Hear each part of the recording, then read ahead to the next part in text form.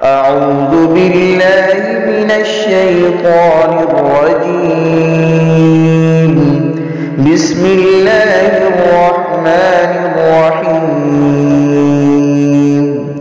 ولقد يسرنا القرآن للذكر فهل من مدكر.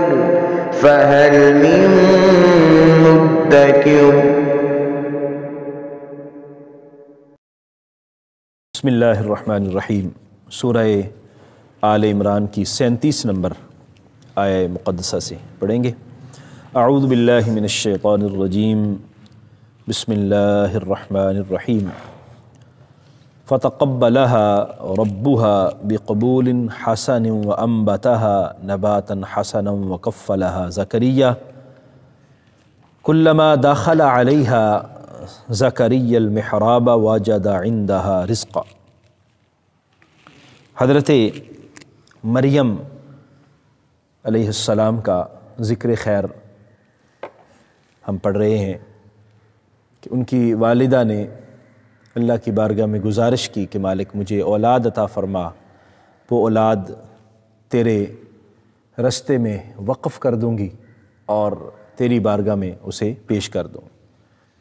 حضرت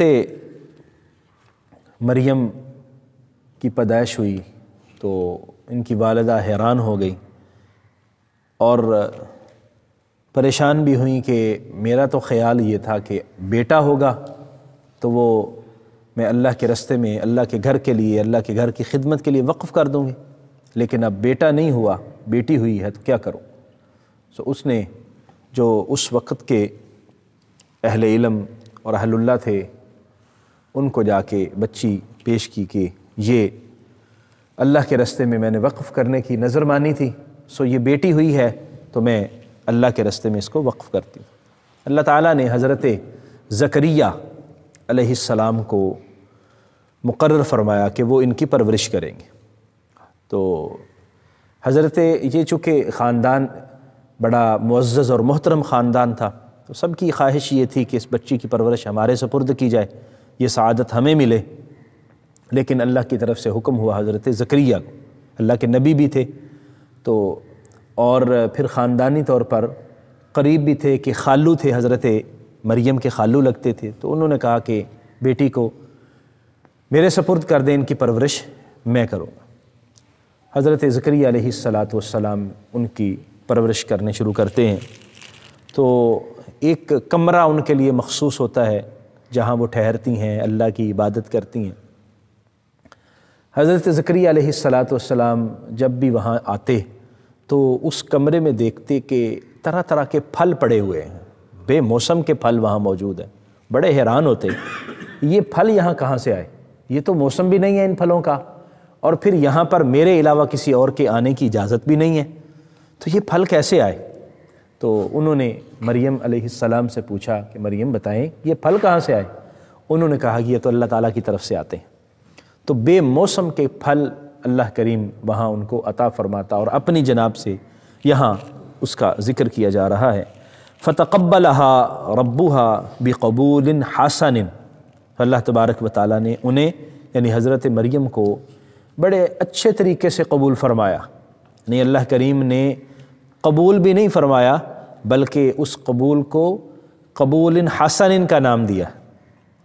اللہ کریم نے چونکہ نیت خالص تھی اللہ کی بارگاہ میں پیش کرنے کی تو اللہ کریم نے پھر اسے قبول بھی فرما لیا.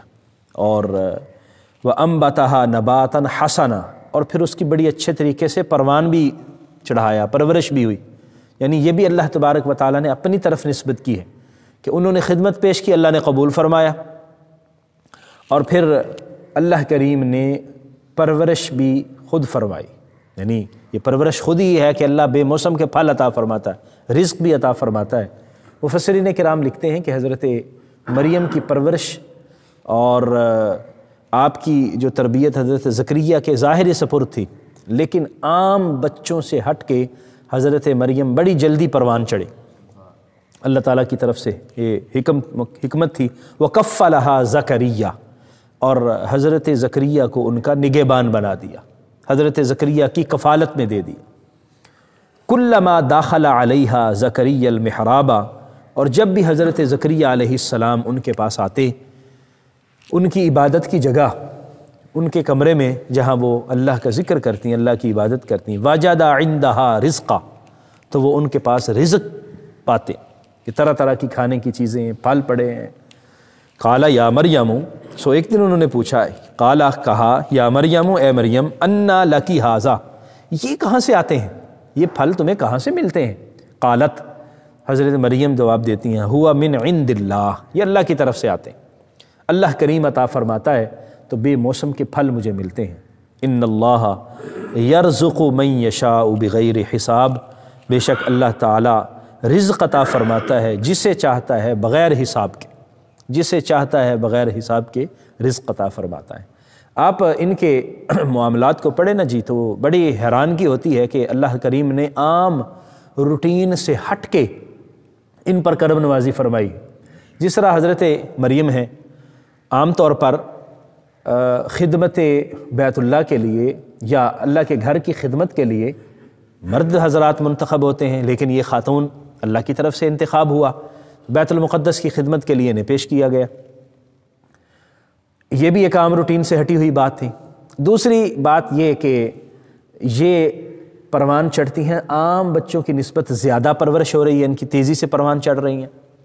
تیسری بات یہ ہے کہ اللہ کی طرف سے رزق آ رہا ہے، ظاہری اسباب سے ہٹ کے، وہاں پر کوئی رزق پہنچانے والا نہیں، کوئی پھل پہنچانے والا نہیں ہے، اللہ کی طرف سے فرشتوں کی ڈیوٹی لگی ہوئی ہے، وہ آ کے پھل پہنچا جاتے ہیں، وہ کھانے کی چیزیں پہنچا جاتے ہیں، وہ رزق پہنچا جاتے ہیں۔ یہ بھی عام روٹین سے ہٹ کے ہے۔ اور پھر حضرت مریم علیہ السلام کو اللہ تعالیٰ جل مجدہ نے حضرت عیسیٰ کی صورت میں نبی عطا فرمایا، اور وہ بغیر شادی کے، اب ان کی شادی بھی نہیں ہوئی تھی، تو یہ بھی عام روٹین سے ہٹ کے ہے۔ یعنی اگر دیکھیں تو سارے ان کے معاملات ایسے ہی نظر آ رہے ہیں کہ اللہ کی خاص توجہ ہے، اللہ کی خاص نظر ہے۔ اس کا مطلب یہ ہے کہ اللہ کریم جن کو منتخب فرما لیتا ہے نا، تو پھر وہ اسباب سے ہٹ کے ان پر کرم فرماتا ہے۔ بعض اوقات ہم سمجھتے ہیں کہ فلاں آدمی کو یہ دولت ملی ہے، فلاں آدمی پر یہ کرم ہوا ہے، یہ ہوا ہے، تو ظاہری طور پر تو ایسی کوئی سی صورتحال نہیں ہے، ظاہری نہیں ہوتی، لیکن اللہ کریم خاص اپنی جناب سے فضل فرماتا ہے۔ ظاہری لوگوں کی سمجھ میں وہ بات نہیں آتی، جس طرح حضرت مریم کے حوالے سے ہم پڑھ رہے ہیں۔ تو حضرت زکریا نے جب یہ سوال کیا تو انہوں نے جواب دیا کہ یہ جناب اللہ کی طرف سے کرم نوازی ہے اور وہ مہربانی فرماتا ہے۔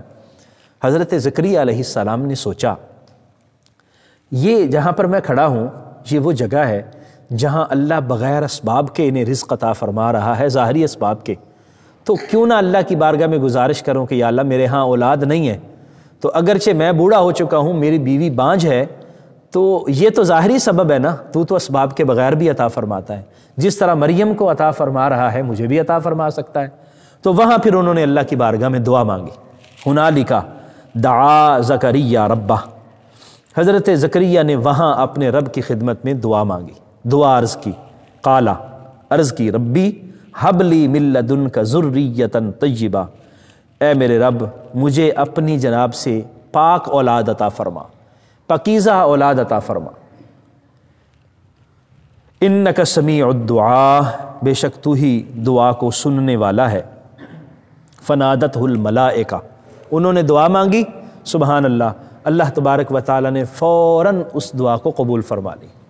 عرصہ گزر گیا ہے، اولاد نہیں ہے، عمر کتنی گزر گئی، بڑھاپے میں آ گئے، اولاد نہیں ہے، لیکن اللہ کریم جل مجدہ نے وہاں ان کی دعا کو قبول فرما لیا۔ وَهُوَ قَائِمٌ يُصَلِّي فِي الْمِحْرَابِ، وہیں عبادت کی جگہ میں کھڑے نماز پڑھ رہے تھے، اور نماز میں ہی اللہ کی بارگاہ میں پہلے جب دعا کی تو نماز پڑھ رہے تو فرشتہ آ گیا، اور فرشتے نے آ کے ندا دی جب کہ وہ کھڑے نماز میں تھے، ان اللہ یبشرک، اللہ تعالیٰ آپ کو خوشخبری عطا فرماتا ہے، بیحییٰ، اللہ کریم آپ کو یحییٰ کی صورت میں بیٹا عطا فرمانے کی خوشخبری عطا فرما رہا ہے، مصدقا بکلمۃ اللہ، اور وہ تصدیق کریں گے اللہ کی کلمے کی، وسیداً، وہ بیٹا سردار ہوگا، وحصوراً، پاک دامن ہوگا، ونبیاً، اور نبی ہوگا، من الصالحین، صالحین میں سے۔ اللہ کریم نے دعا کو قبول فرمایا، اور دعا کو کیسے قبول فرمایا کہ عام بیٹا نہیں عطا فرمایا، فرمایا بیٹا عطا اللہ کا فرمائے گا، لیکن وہ نبی ہوگا، سردار ہوگا، اور اللہ کریم اس کو بلند درجے اور عروج عطا فرمائے گا، اور یحییٰ کی صورت میں نام بھی عطا فرما دیا کہ اس کا نام بھی یحییٰ ہوگا۔ حضرت زکریا علیہ السلام کی اس دعا سے ہمیں معلوم ہوا کہ انسان کبھی بھی زندگی کے کسی مرحلے پر بھی مایوس نہ ہو، اللہ کی رحمت سے مایوسی نہیں۔ ہاں، وہ ہم کہتے ہیں نا کہ دیر ہے اندھیر نہیں، وہاں کوئی حکمت ہوگی، اللہ کریم دیر فرماتا ہے، کوئی حکمت ہوگی، ظاہری طور پر دعا قبول نہیں ہوتی، لیکن اللہ کریم اپنا کرم ضرور فرماتا ہے، فضل ضرور فرماتا ہے، وہ کسی صورت میں فرما دے۔ اور دوسرا، حضرت زکریا علیہ السلام نے جو دعا مانگی، وہ دعا صرف اولاد کی نہیں تھی کہ یا اللہ مجھے اولاد عطا فرما، بلکہ ذریۃً طیبہ، طیب اولاد عطا فرما، پاک اولاد عطا فرما۔ یعنی صرف اولاد کی دعا نہیں مانگنی چاہیے، نیک صالح اولاد کی دعا مانگنی چاہیے کہ یا اللہ دعا اولاد بھی عطا فرما لیکن نیک صالح ہو۔ اور اللہ کریم نے جو دعا قبول فرمائی تو خوشخبری بھی عطا فرما دی کہ وہ بیٹا جو آپ کو عطا ہو رہا ہے وہ یحییٰ ان کا نام ہوگا، اللہ تبارک و تعالیٰ کے احکام کی وہ تصدیق کریں گے اور سردار ہوں گے، پاک دامن ہوں گے۔ اور ظاہر بات ہے جب اللہ ان کو نبی بنا رہا ہے تو پھر سبحان اللہ، نبی ہوتا ہی پاک دامن ہے، ہر طرح کے گناہ سے مبرہ، منزہ، پاک صاف ہوتا ہے۔ دوسرا، اس سے ہمیں یہ بھی سبق ملا کہ جس جگہ پر اللہ تعالیٰ کے انوار و تجلیات برس رہے ہوں وہاں دعا مانگنا یہ نبیوں کی سنت ہے۔ اب وہاں حضرت زکریا علیہ السلام نے دیکھا نا کہ یہاں اللہ کا رزق آ رہا ہے، تو انہوں نے وہاں اللہ کی بارگاہ میں دعا مانگی۔ تو بزرگ فرماتے ہیں کہ جہاں اللہ کی رحمتیں نازل ہوں اور آپ محسوس کریں کہ یہاں اللہ کی رحمتیں نازل ہو رہی ہیں، اللہ کی بارگاہ میں اس جگہ پر دعا مانگے، اللہ کریم اس کو ضرور قبول فرماتا ہے۔ وہ کون سی جگہ ہے؟ اللہ تعالیٰ کا گھر ہے، مسجد ہے، وہاں پر آپ کے گھر میں کوئی خاص جگہ ہے جہاں آپ اللہ کی عبادت کرتے ہیں اور وہ خاص مقام آپ نے مخصوص کیا ہے، کوئی کمرہ خاص رکھا ہوا ہے، تو جہاں اللہ کی عبادت ہوتی ہے وہاں اللہ کی رحمتیں نازل ہوتی ہیں۔ بیت اللہ شریف ہے، مسجد نبوی شریف ہے، اسی طرح کے۔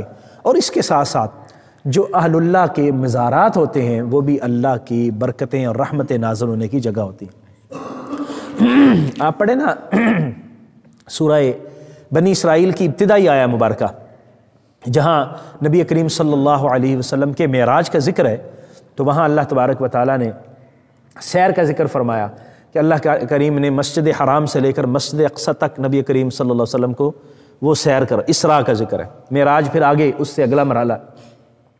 تو وہاں ساتھ ارشاد فرمایا وَبَارَكْنَا حَوْلَهُ، مسجد اقصی وہ مسجد ہے جس کے ارد گرد اللہ نے برکتیں رکھی ہیں، بارکنا حولہ، ارد گرد برکتیں رکھی ہیں۔ تو مفسرین کرام وہاں بحث کرتے ہیں کہ برکت تو مسجد کے اندر ہوتی ہے، اللہ تعالیٰ نے فرمایا کہ مسجد اقصی کے ارد گرد برکتیں ہیں، تو ارد گرد برکتیں کیا ہیں؟ تو وہاں وہ ذکر کرتے ہیں کہ اصل میں مسجد اقصی کے ارد گرد اللہ کے نبیوں کے مزار ہیں، بنی اسرائیل کے جو انبیاء کرام گزرے ہیں ان کے مزارات ہیں مسجد اقصی۔ مسجد تو اللہ کے رحمتوں کی جگہ آلریڈی ہے، لیکن مسجد کے ارد گرد جو اللہ نے برکتیں رکھی ہیں وہ اپنے نبیوں کے مزار کی وجہ سے رکھی ہیں۔ سو جہاں پر انبیاء کرام کے مزار ہوں، اہل اللہ کے مزار ہوں، وہ بھی اللہ کی رحمتوں کی جگہ ہوتے ہیں۔ تو وہاں اللہ سے دعا مانگی جائے، اللہ ان کا وسیلہ پیش کر کے اللہ کی بارگاہ میں گزارش کی جائے تو اللہ اس دعا کو بھی قبول فرماتا ہے، جس طرح حضرت زکریا علیہ السلام نے دعا فرمائی۔ اللہ کریم ہمیں سمجھنے کی، عمل کی توفیق عطا فرمائے۔ آمین۔ وآخر دعوایا ان الحمد للہ رب العالمین۔